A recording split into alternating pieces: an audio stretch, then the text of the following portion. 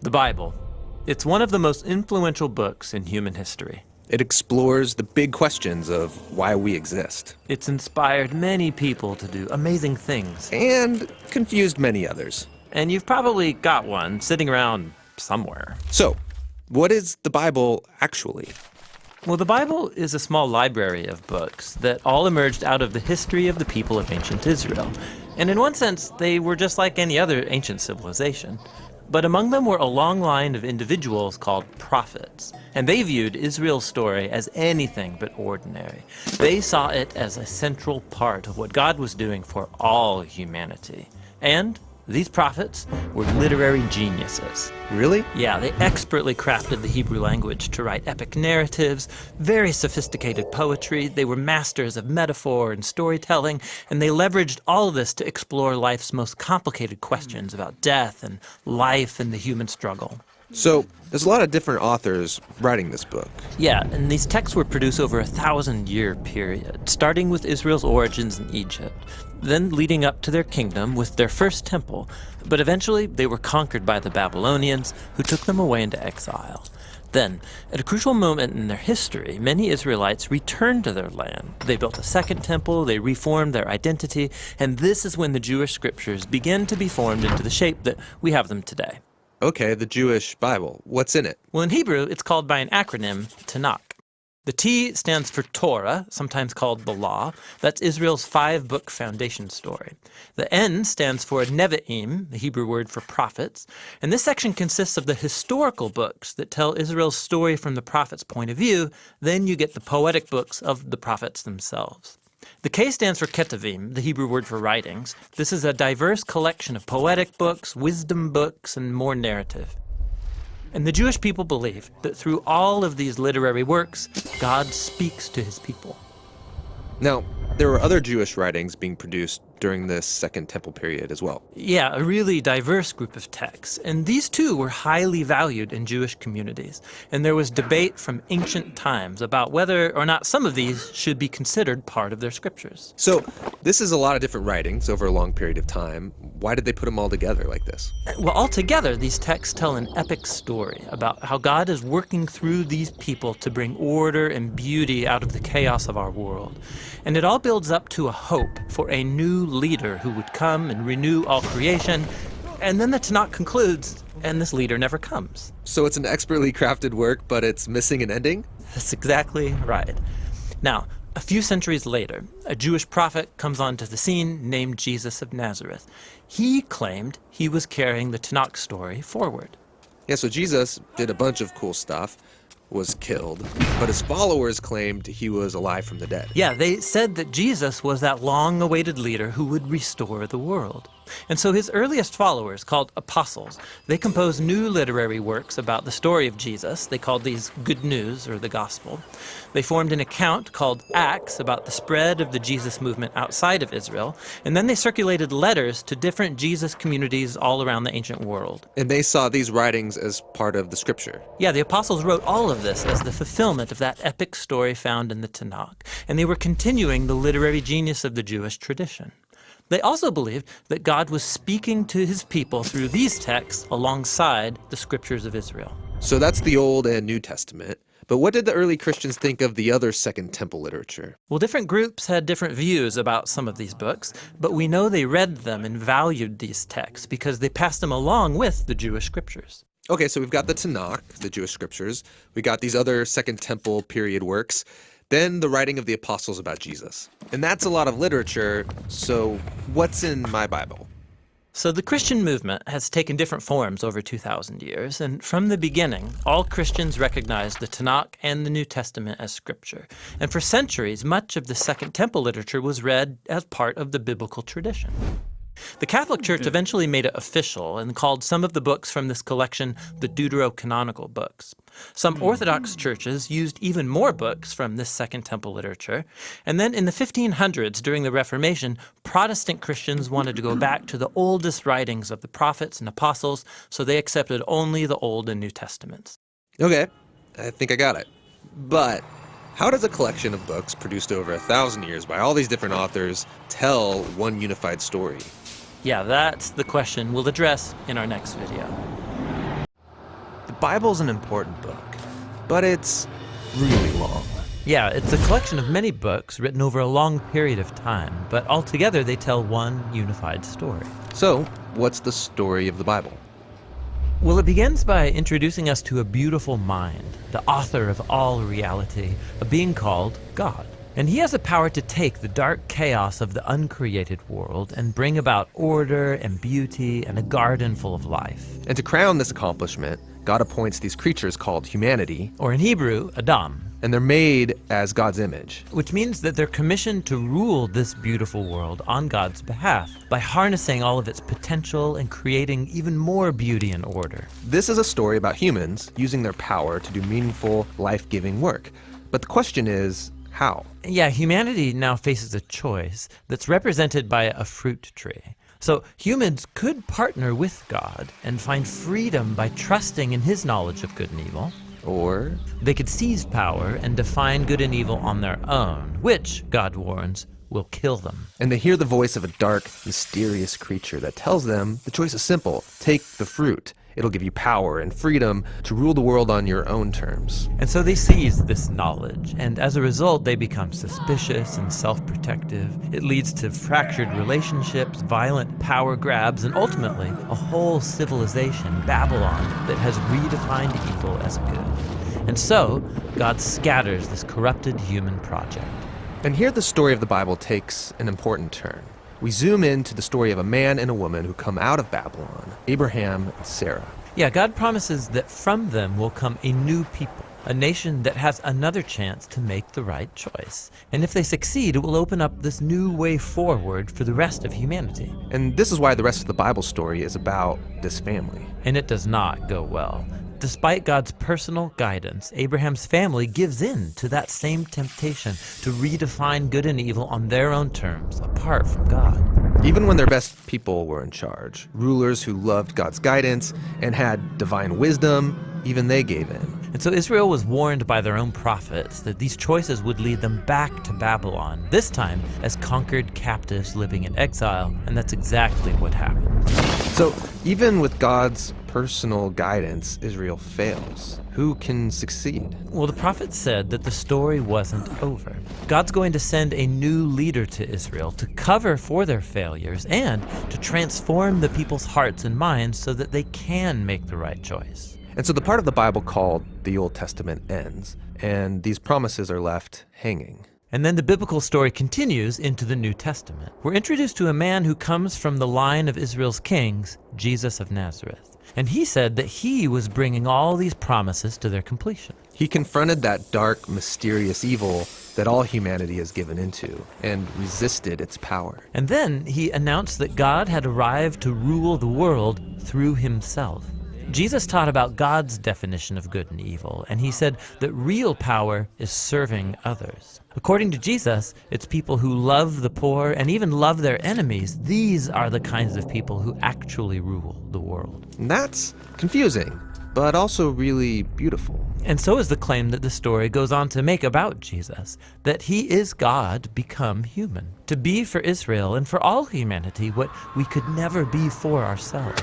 He came to take the consequences of our evil into himself, and his sacrificial love proved more powerful than evil, than even death itself. So now humanity's presented with a new choice. Represented by a new tree. Stick with the old way of being human, or venture into this new way. And in the story, those who choose the way of Jesus find themselves energized by God's own power. People who know that they are loved and forgiven by God can become people who love and forgive others in return. The Jesus movement quickly spread throughout the world, forming these new communities of people who follow the way of Jesus. But they faced problems. There was persecution from the outside by people in power, and inside there was confusion, even compromise. Yeah, because following Jesus is really hard. And so the movement's leaders, called apostles, they wrote letters to comfort and to challenge these communities to stay faithful to the difficult way of Jesus. And they're called to hope for the day when Jesus will come and change everything. And so the Bible ends by pointing to the future day, when all wrongs are made right, when evil is eradicated, heaven and earth are united, and humanity can rule the world together in the love and power of God. Okay, so that's the story of the Bible. and it brings all of these books together. But what's interesting is that each book contains a different kind of literature that contributes to the story in a unique way, and that's what the next video will begin to explore. The Bible is a collection of many books, telling one unified story from beginning to end. But all those books were written in different literary styles. Yeah, think of it like walking into a bookstore where every aisle has a different kind of literature. There's history or poetry or nonfiction. And when you choose an aisle and pick up a book, you're going to have very different expectations, different things that you're looking for. Right, they're all literature, but they communicate in really different ways. Yes, and so the same thing is true for the Bible. If you don't pay attention to what style it's written in, you will miss out on the brilliance of each book. So, what are the main types of literature in the Bible? Well, first and foremost is narrative. It makes up a whopping 43% of the Bible. After that is poetry, which is 33% of the Bible. And then there's what you could call prose discourse, which makes up the remaining 24%. Nearly half the Bible is narrative. Yes, and this is no accident. Stories are the most universal form of human communication. Our brains are actually hardwired to take in information through story. And stories are really enjoyable. Why is that? Well, stories train us to make sense of the seemingly random events that happen in life by taking those events and then putting them in a sequence. And then together you can start to see the meaning and purpose of it all. And what links this all together? Well, good stories always have a character who wants something. And then through these characters, an author can explore life's big questions, like who are we, or what's really important in life. And a good story always involves some kind of conflict. Some challenge to overcome, just like in our own lives. And that forces us to think about our own challenges, why there's so much pain or disappointment in the world, and then what can we do about it? And stories usually end with some kind of resolution, giving us hope for our own stories.